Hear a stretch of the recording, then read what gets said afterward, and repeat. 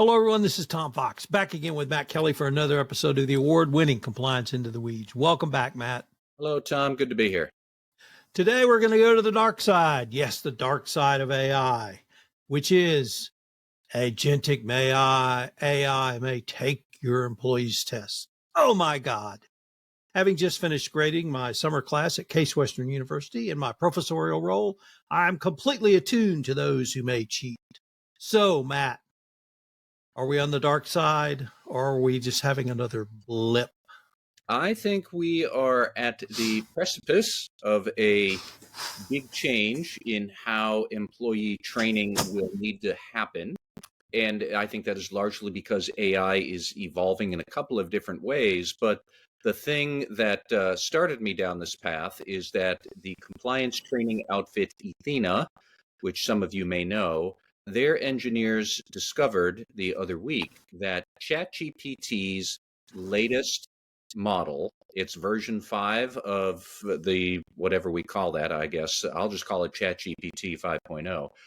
That includes a new feature called Agent Mode, where you can turn on Agent Mode, give it the URL of the compliance training that you are supposed to be watching, and just tell ChatGPT, watch this video for me, answer all the questions, submit the questions into the training video. Thank you. That's it. And ChatGPT's Agent Mode will do the whole thing for you, and you will not have to bother with that at all. And I suspect at many companies, you might not necessarily know that the answers you're getting are from an AI rather than the employee you told to go take that training. Wow. I think the end of the world is nigh. But Matt, you actually answered all the questions I had within your blog post. Starting with number 1. Immediately after Cain killed Abel, and the second oldest profession was founded, the third thing that happened was people started cheating on tests. And they have cheated on tests since time immemorial. I gave a little lecture at the start of class this year. You can use ChatGPT all you want, but if you put an answer in and you get an answer out and you post that for your grade, I'm going to know it. And guess what? You're not going to pass this class. And so the promise of one of the promises of ChatGPT is to take what we have now and do it exponentially faster, exponentially more efficient, and hopefully with greater efficiency. And it seems to me, number 1, this is just faster, better, more efficient cheating. Point 1. Point 2 is if your tests lend themselves to being cheated on, it's probably one or two things. The tests themselves are inane, or equally validly, the tests are not valid tests of what employees need to know, meaning you need to reformat or reframe your training. And frankly, I thought that was the biggest takeaway from your blog post was, hey, if it's this easy to cheat, we need to rethink training. And if we rethink training to what people really need, really want at the right time, perhaps we can put together a more comprehensive type of training. And number 3, I tried to do everything you said in your blog post, and it took more time to figure out how to do it than it would have been to take the bloody training and fill it out. So I'm not sure that is going to be a way. And I just don't think people are going to want to or even care to cheat that much on this type of training, because frankly, in the world of corporate life, compliance training has never been that important. Well, so we what's can the big deal? Take those points one by one. Number 1, your point that people have been cheating on tests since time immemorial. Yes, that's true. And they have actually cheated even on compliance-like tests, such as a CPE exam. Now, how many big audit firms have we talked about where they were engaged in rampant cheating? I think at least 3 of the big 4 firms have been busted by regulators for that. But we should maybe draw a distinction between, if you're cheating on a test, you're still doing that. Like, you are collaborating with somebody to swap answers. You're bringing answers in because you've written them down on crib notes. Or you are a big shot executive who is telling your personal assistant to please take the training for you. This is going to be different because it's not so much that you are cheating. It's like you've subcontracted out your test taking and your training to something else, to a computer system. And that's not quite the same, I would say, as cheating. I mean, you are subverting the whole point of the training, but it's not like you're bringing answers to AI and saying, this is what the answers are, please go fill it out. You don't even have to watch the video. You don't even have to know anything about it. It's just compliance is going to say, please click on this link to take the training. You copy the link, you give it to ChatGPT. It does the whole thing. Theoretically, you might not even know what your course ever was. You might not care. So that is number one, is like anybody can do this now. And, if you were going to engage in some sort of answer sharing, that immediately means that there's a conspiracy to do it. There's multiple people involved in doing it. Maybe one of them doesn't feel comfortable about it and they're going to rat out somebody else and everybody who's involved in the cheating. None of that really applies here. This is just you telling ChatGPT, please go do this for me. And that's it, period. So number two, who would actually be who would think this is a worthwhile thing? That's a fair question. And it came up with some of the compliance officers I talked to, including one who very colorfully said, well, I mean, I guess my employees could do that, but I didn't think my compliance training was that much of a pain in the ass. And they're not wrong to say it that way. But first off, I'm not necessarily hung up on compliance training. Let's keep in mind the bigger picture that this AI, in theory, could do this now for any training. And you have to be worried about that as a corporate executive. What if you are an airplane manufacturer? I'm picking that out of the clear, thin air, folks. I am not thinking of any particular airplane manufacturer who has been busted maybe for product safety issues. But if you have enormous and long and complicated safety training that you have to do, or product quality training, and the employee might now do it on ChatGPT and you would never know, that is a huge risk. How would you, imagine you're the insurance underwriter for that company and there is a safety disaster and it comes to light that your employees never actually did take the training that they said they did. And you might say, well, we had a policy that they couldn't do that. We certified that, everybody certified that they took it themselves. Well, that's nice, sure. As the disaster has happened and the insurance carrier is saying, well, we're not going to cover this because clearly your employees were lying and your training system didn't catch it. There are risks here in what this allows. And even if your compliance training is easy to take, which generally, in my opinion, it is, not all training necessarily is. There are already examples out there of AI that is able to pass the bar exam. AI has come very close to passing the CPA exam. AI is very good at diagnosing medical procedures that doctors go to training for. You can see that there is a slippery path arching off down here that takes us to some places that are not necessarily good for companies for a host of reasons. Now, the compliance and ethics instance, the training of it, that's the easy hook. And maybe that's not going to be widespread. But I am worried that we have now proven that this could be widespread across a whole different bunch of things about training, which, Tom, then brings us to your third point, that are we going to have to change what training is and how it works? I would say yes. But as you start to think through what AI is going to allow us to do, the implications of that suddenly take you to some pretty far-reaching places. Now, I don't know if the far-reaching is by December or it's 2035, but for example, if you want an AI chatbot that offers employees on-the-spot training, it doesn't have to be about compliance and ethics. It could be about anything. The AI is not limited. So we are going to have all of these training courses on good ethics and compliance, HR, how to record a significant accounting transaction, how to, do some sort of technical procedure. And that's all going to be collapsed into an AI bot that offers you training. Training for what? Training for anything that you need to do, because the AI will be able to do it. Now, that sounds great, but we should just be aware that that's what's going to happen. We're going to ultimately get rid of training courses in favor of a training bot. Okay. Next thing. So when would the training bot actually know when to give you some training? Are you going to ask it, or is it going to monitor what you do and then say, you seem to be looking like you're going to record this transaction. Are you sure that, this is the way that you would want to do it? Or if we have AI giving an interactive policy manual, which is also something that people talk about a lot these days. We've gone from a policy manual that's a PDF to a policy manual that's more interactive, to just now policy manuals that will be AI guided. The employee will be able to ask the AI chatbot, what's the policy on this? If you're asking the chatbot, what's our policy on this? And the chatbot is also able to offer you training on something. Eventually, 1 year from now, 5 years from now, I'm not sure, but we are going to have a single thing that does policy management and training for your employees at the same time. Like, they're not going to be distinguished. There's going to be one. That has some interesting implications for who are the vendors who are going to provide that. How do you test it? How do you upgrade it?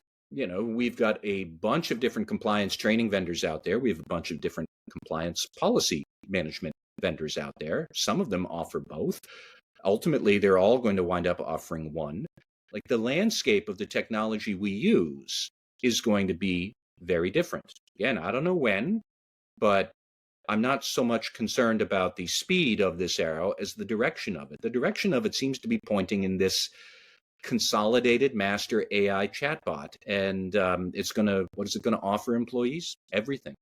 But I'll stop talking for now. But I think, this just demonstrates that the traditional methods of training that we have used, AI is going to change that a lot, because if you ignore that, employees are going to use AI to get around whatever inconvenient training you might be asking them to do. You're going to have to address all of that. So what? Big So deal. that's the job. Yes. That's what a vendor of policies and procedures or a vendor for training is going to have to figure out. The Department of Justice has said we want targeted and effective training. And if one prong is effectiveness, you better figure out a way to show that. And I just see AI is moving things along a whole lot faster. And if cheating is one of the outcomes, well, you better figure out a way so that people can't cheat. The flip side to it is, if they have cheated and they don't know how to do what they're about to do, and the AI identifies that and puts in front of them a micro learning component or module of 30 seconds, 60 seconds, 120 seconds, and says, you're about to record this and recognize revenue. When you don't have a valid contract in place, you have to have a valid contract. Yeah. I think that's a positive step. I think it's a positive step too. I am just questioning how many compliance officers out there fully understand that this reality is coming at you sooner rather than later. How many of you are trying to figure out, do you have the right personnel for it? Do you have the right technology for it now? If you don't, do you have the right budget for it now? Getting back to the Justice Department and talking about AI and training rates, I would be very curious if the Justice Department would then have any metric, like, what are you supposed to show to the Justice Department for an effective compliance training? Because you can't necessarily look at compliance training rates any longer because you don't know who actually took them. I would be curious, what is effective going to look like? Does the Justice Department thinking about this? Are they thinking about this when, let's also keep in mind, they've laid off half the staff of the fraud section and reassigned a whole bunch more to track down every illegal immigrant and sanctuary city mayor they can find? Like, this is another example of the technology racing ahead of regulators' awareness of it. Certainly, I would bet my house on that, especially with this administration. And I would just encourage compliance officers to think through, this is the sort of stuff that is going to guide your technology adoption, your rethinking of training. If we consolidate all of our various training needs into an AI chatbot that offers on-the-spot micro training, I agree. I think that's great. But who's going to be in charge of setting that up? We have multiple different voices in a large corporation that have multiple different types of training, and all of them will have to agree to this, because the more traditional types of, you're going to have safety training, HR training, some sort of technical training, ethics training. Some of it is similar and can be consolidated into one training experience. All of it ultimately will now be needed to boil down into one specific bot.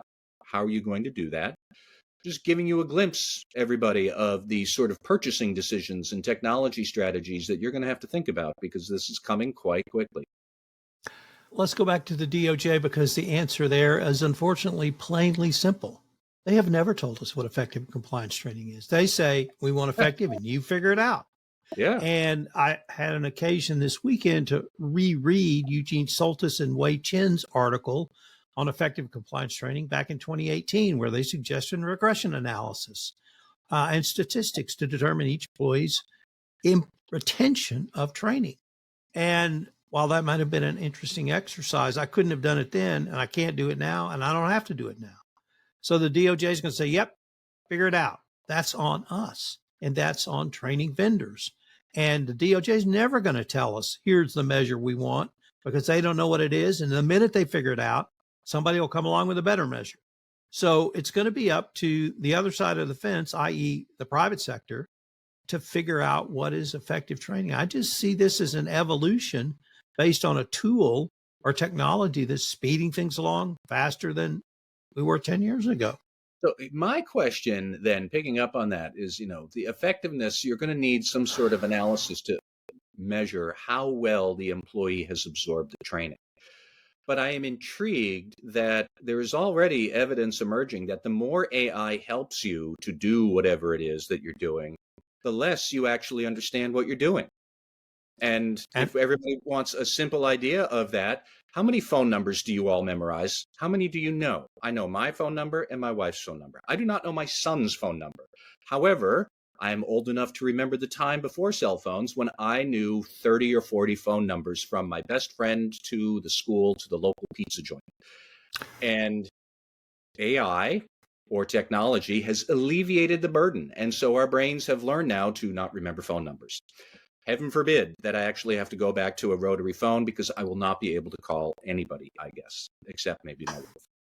But I worry about that a lot. And we've seen other research now that if you're using ChatGPT to write up essays or help you write, you are mastering that subject matter less than somebody who is assigned to write the same thing, but does it by hand, or does it by typing, or does it by Google searching. The more you rely on the tech, the less you actually understand what you've done. So if we rely on the technology to help us understand what to do in a counterintuitive way, I wonder, is this going to leave us less sure about what we're doing and why we're doing, other than because it's what the AI told us to do? And I don't know if I'm splitting the hairs, splitting hairs too thinly, or am I raising up a good point? But if we're supposed to demonstrate that people have absorbed it, but by using AI, they're not absorbing it, they're just better at it because the AI is really good at telling them what to do. I don't quite know what all that means. I don't know how much is that an ethics and compliance thing versus human AI relations in the big, long arc of history. But that's another thing that I actually worry about a lot, is that the more we use AI, the more we're going to switch off the critical thinking in our brain. That strikes me as bad. And it is bad. And if you're relying on, your phone number example is a great one. Pretty much the same way. I can remember the phone number I had as a child, and my wife's number sometimes. I can't remember. I don't know my daughter's number. But the more you use AI, the less you learn how to do something. And we're recording this on Sunday, but we're posting on Wednesday. So I'm in the middle of a week-long blog post. And on Monday, I just finished writing the blog on cost of AI. And one of those costs is learning, not training, but learning. And it's exactly what you suggested. The more you use AI, the less you learn. And we haven't figured out, how are we going to train baby lawyers, baby accountants, baby anythings, if they're just using AI to do the things that you did as a first-year journalist, that I did as a first-year lawyer, which is the spade work. You don't do the spade work, how are you going to learn how to do it? And that's a really good way to phrase it, though, that if we are not learning as much, did we not just say 5 minutes ago that actually it's not about your training completion rates, it's about how much you learn? And if AI is now going to make these training completion rates called into question, because we don't necessarily know exactly who is or isn't using ChatGPT, so put the training data aside, now you have to focus on the learning. But the more they use AI, the less maybe they learn. I don't know where that leaves us. Tom, if I could insert one more practical point, one question I do think is valid to consider is, do you have controls in place to figure out whether this is actually happening at your business? And there are some metrics you could observe, such as a sudden spike in the training completion rates, or are they all being completed in a strikingly similar amount of time, or is everybody turning in strikingly similar answers? That would probably suggest, at least maybe, that they are using some sort of AI tool that maybe you don't know they're using. So there are some internal control steps I would advise companies to think about and see if you could implement them, just to see and understand, is this actually happening? Maybe the answer is no. Maybe there's no harm. I'm not sure. But better to have measures in place to get a sense of whether this is an issue than to fly blind, which until last week, I hadn't really ever stopped to think about AI agents taking your training. But there's no reason why they can't now. Well, Matt, I think I felt like you also answered that question in your blog post because you interviewed someone from Athena, and I believe, they articulated that they felt like at this point, their training, you couldn't answer it through agentic AI. And several of the compliance officers you interviewed for the piece also felt like their training was unique and specific enough to their company that they would be able, if it wasn't would block an agentic AI, at least could be identified. So I think we're going to have to do that at some point. But once again, I just see this as an evolution of technology and just one more thing we're going to have to do. So to be clear, Athena were the vendors who found out or put together that ChatGPT could do this. And they found that out because they gave ChatGPT one of their own courses, which it then took. And there's actually a very interesting video that they've released now. You can watch ChatGPT taking the training course. I then asked another compliance training vendor, do you think this is an issue? And that second vendor, who shall remain nameless, but nonetheless, a fair number of compliance officers would be using them, I'm sure. That second vendor said, no, we're confident this isn't a problem. Like, we have too many controls in place. It would be too hard for ChatGPT to do it. And Athena expressly, they said, no. These vendors don't understand what we're talking about. You could take their course and you could give it to ChatGPT. They were confident that ChatGPT is able to take most compliance training courses from most vendors. I have not tested this myself. I do not know whether it is correct. Maybe that second vendor already knew about this and already has built in some tests. But again, that is probably a question compliance officers might want to ask their training vendors right now. How could you help us assure that our employees are not using ChatGPT behind everybody's back to take the compliance courses you're giving us? I think that, I have no idea how big the scope of this problem is, but clearly you can't have employees subcontract out employee training to an AI system. Maybe in the future, we're going to figure out how AI-driven training will change, and maybe it'll change everything for the better.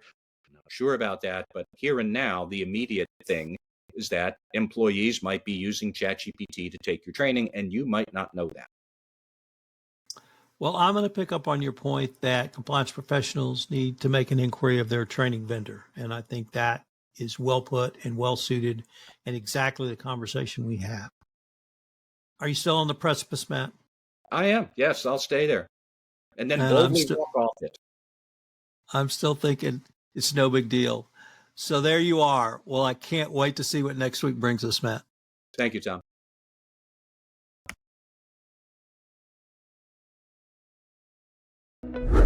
Compliance Podcast Network.